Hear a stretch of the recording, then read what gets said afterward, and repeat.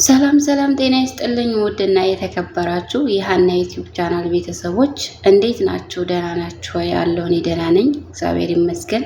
ዛሬ ልብ የሚነካ የፍቅር ታሪካችንን ክፍል 2ን ይዘን መጥተናል።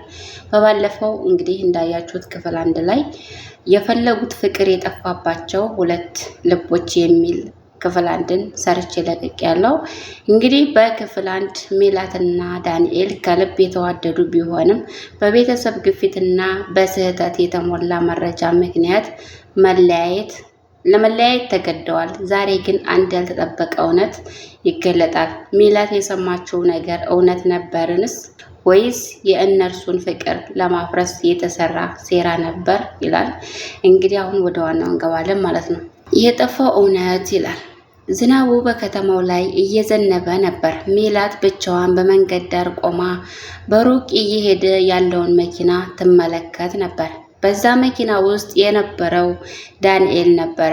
የምትወደው ሰው የልቧ አንድ ክፍል ለምን እንዲሆነ ብላ እያለቀሰች ጠየቀች።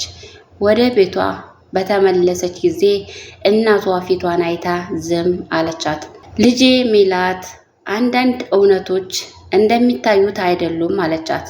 ነገር ግን ሜላት ማንንም ለመስማት ዝግጁ አልነበረችም። በዳንኤል ስልክ ላይ ያየችው መልእክት አሁንም በአእምሮዋ ይመላለስ ነበር። አንዲት ሴት ለዳንኤል የላከችው መልእክት የእነርሱን ግንኙነት አፈረሰ።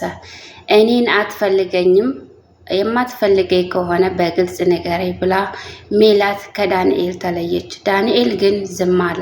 ምክንያቱም የሚናገረው ነገር እንደሌለው አልነበረም። ነገር ግን ሜላት ለመስማት ዝግጁ አልነበረችም። ቀናት አለፉ። ሜላት ስራዋን ብቻ ለማድረግ ትሞክር ነበር፣ ግን ልቧ እረፍት አላገኘም። በየምሽቱ ዳንኤልን ታስታውስ ነበር። አንድ ቀን የቅርብ ጓደኛዋ ሰላም መጣች። እንዲህ አለቻት፣ ሜላት፣ አንቺ ያየሽው መልእክት ሙሉ እውነት አይደለም። ያንን መልእክት የላከችው ሰው ዳንኤልን ከአንቺ ለመለየት እየሞከረች ነበር አለቻት። ሜላትም ደነገጠች። ምን ማለትሽ ነው ብላ ጠየቀች። ሰላም ስልኳን አወጣችና የእውነት መልእክቶችን አሳየቻት።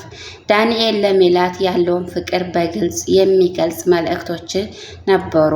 ሜላት በድንጋጤ ዝም አለች። አይኖቿ በእንባ ተሞሉ። እኔ ራሴ ነበርኩ ያጠፋሁት አለች በዝምታ። በዚያ ምሽት ዳንኤልን ለማግኘት ወሰነች። ወደ ቤቱ ሄደች። ነገር ግን በሩ ተዘግቶ ነበረ። ጎረቤቱ እንዲህ አላት፣ ዳንኤል ከተማውን ለመተው ወስኗል፣ ነገ ጠዋት ይሄዳል አላት። ሜላት ልቧ ተሰበረ። ወዲያውኑ ወደ ስልኳ ሄደችና ደወለች፣ ግን ዳንኤል አይመልስም ነበረ። ሌሊቱን በሙሉ አላንቀላፋችም። ነጋ ሲል ወደ አውቶቡስ ተራ በፍጥነት ሄደች። ሰዎች በዙሪያዋ እየተንቀሳቀሱ ነበር። ልቧ በፍጥነት ይመታ ነበር። ከሩቅ ዳንኤልን አየችው። ዳንኤል ብላ ጮኸች። ዳንኤልም ዞር እያለ በአይኖቹ ውስጥ ድንጋጤና ሐዘን ተቀላቅሎ ነበረ። ሜላት፣ እዚህ ምን ታደርጊያለሽ አላት። ሜላትም በእንባ እየተናገረች እንዲህ አለችው፣ ይቅርታ፣ እውነቱን አላወቅኩም ነበር አለች። ክፍል 2 ይሄን ይመስላል።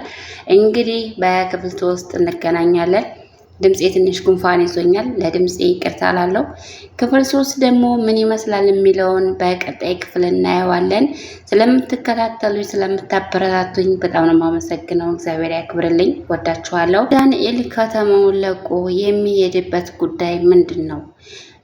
ሜላትስ ታስቀረ ይሆን? እንግዲህ ክፍል 3 ላይ ያለውን ነገር እናያለን። ለዛሬ ይዤላችሁ የመጣሁት ይሄን ይመስላል። አመሰግናለሁ።